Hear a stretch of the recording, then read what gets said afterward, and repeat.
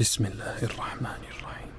إذا زلزلت الأرض زلزالها وأخرجت الأرض أثقالها وقال الإنسان ما لها يومئذ تحدث أخبارها بأن ربك أوحى لها يومئذ يصدر الناس أشتاتا ليروا أعمالهم فمن يعمل مثقال ذرة خيرا يره ومن يعمل مثقال ذرة شرا يره.